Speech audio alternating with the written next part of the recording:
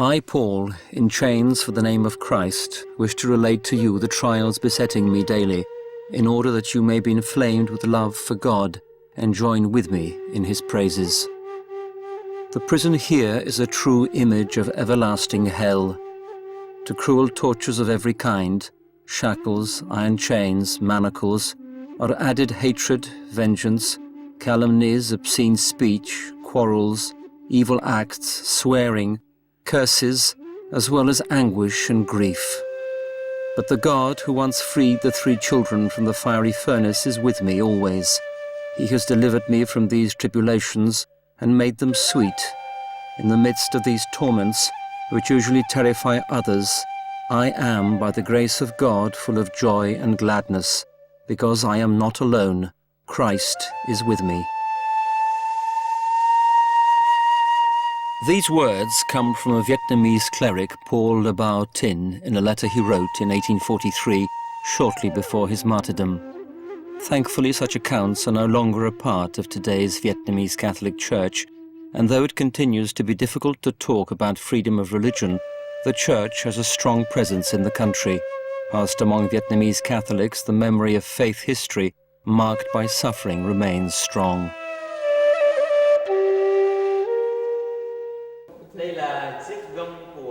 These are the original stocks used by Saint Joseph Lu Van Nguyen. Whilst these are the iron handcuffs of Saint Andrew Dung Lac. Here we can see that the handcuffs have 3 clasps. This one is for the neck, whilst the other 2 serve to shackle the legs. Whoever gave soldiers lots of money could count on having a chain loosened, and so be able to adopt a more normal posture. Alternatively, guards would tighten the chain by a few eyelets, forcing prisoners to walk in a more hunched position, and a lot more difficult to bear. From the arrival of the first recorded Portuguese missionary in Vietnam in 1533 to Prime Minister Nguyen Thanh Dung's visit to the Holy See in 2007 spans 5 centuries, a time marked by the persecution of Catholics and a church battling for the right to evangelize freely. In the 16th and 17th centuries, Dominican and Jesuit missionaries struggled with hostile Vietnamese rulers, a struggle that reached its zenith in the 19th century when tens of thousands of Catholics were bestially murdered. The 20th century, however, was a time dominated by communism, a system committed to eradicating every sign of religiosity.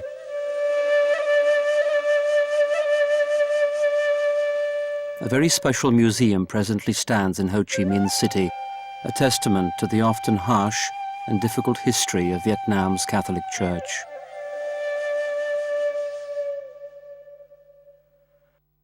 The reason for building this center was to arouse in all believers the light of faith. In this hall we can see a boat. It symbolizes the arrival of the first Western missionaries, who arrived here in a ship, whilst the first Vietnamese also met them on a boat. Presently the boat is the symbol of Vietnam's Catholic community, one that sails between the 2 waves, those of culture and faith.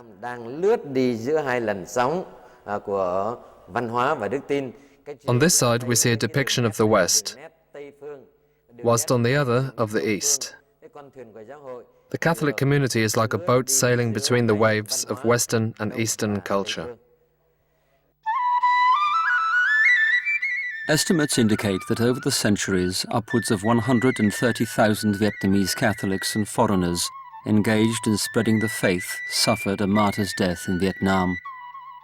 On June 19, 1988, John Paul II canonized 117 Vietnamese martyrs, including 8 bishops, 50 priests, 16 catechists, 1 seminarist, and 42 laypersons.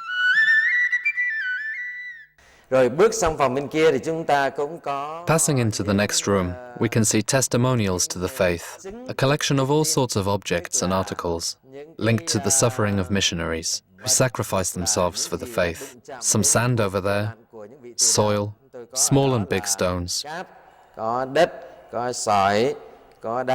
They were taken from the sites of those tortured to death for their faith. Located in the heart of the country, some 60 kilometers from the city of Hue, the basilica in La Vang holds a unique place in the history of the Vietnamese church. This place is very important because of the apparition of the Blessed Mother. At the turn of the 18th century, persecuted Catholics hid in the nearby jungle, condemned to suffering hunger, disease, and a constant fear of being captured.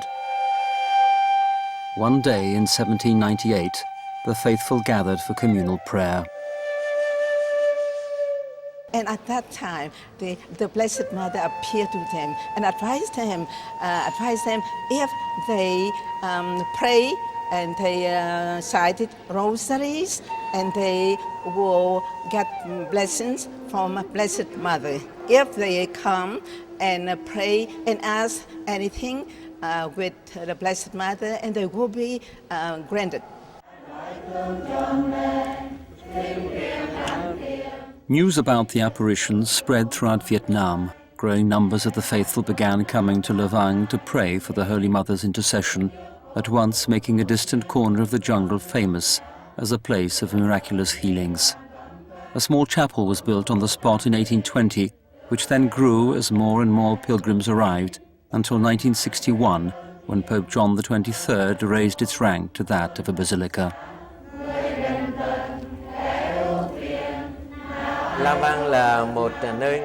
La Vang is regarded as a holy place. As a Marian sanctuary, it ranks as a national shrine, one confirmed by Vietnam's episcopate.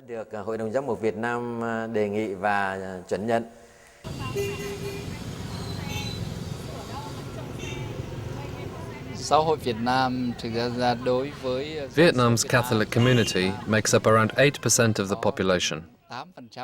It is a community composed of very young and dynamic people.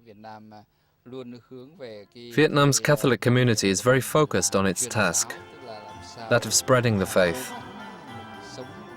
It endeavors to be a living example of the faith in the lives of all its members locally, as well as at the national level. To prove to all people that life based on the Gospel, on the Ten Commandments, is wonderful. To bring the Catholic community to everybody's attention. And though the Catholic community is small, one can truly sense the workings of the spirit of the Ten Commandments within it.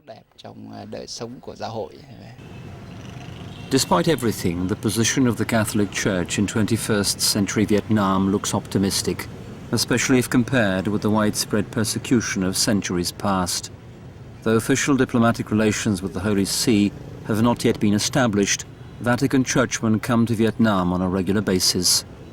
In November 2005, Vatican envoy Cardinal Crescenzio Sepe led a ceremony at which 57 new priests were ordained, and then met Vu Quan, Vietnam's deputy premier. Taka An Chi En.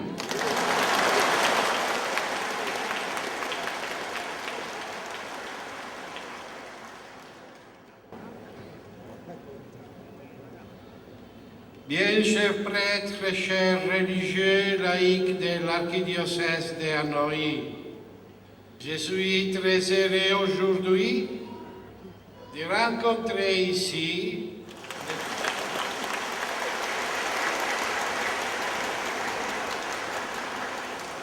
the event that the Cardinal Crescenzio Sepe to visit Vietnam shows that the relations between the Holy See and Vietnam now is better. In January 2007, for the very first time, a Vietnamese Prime Minister met the Holy Father. Shortly afterwards, a delegation from the Vatican went to Vietnam. However, despite improved relations between the Vietnamese government and the Holy See, the rights and freedoms of Vietnamese Catholics continue not to be wholly respected. The Vietnamese authorities continually seek to control the ordination of new priests, as well as to limit the activities of Catholic activists.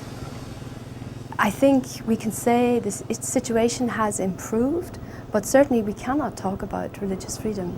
It's a communist government which does not still allow full religious freedom. The church in Vietnam is a church that's growing. It's a very lively church. If you go to Vietnam, you will see churches packed with people.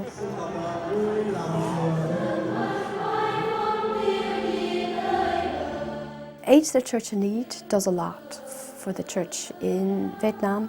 We help, for example, with construction of churches, maybe multi-purpose halls, convents for sisters. We help for the formation of sisters. We provide motorcycles for sisters. The sisters do great work in Vietnam. They're very active. And a motorcycle does not cost so much for us.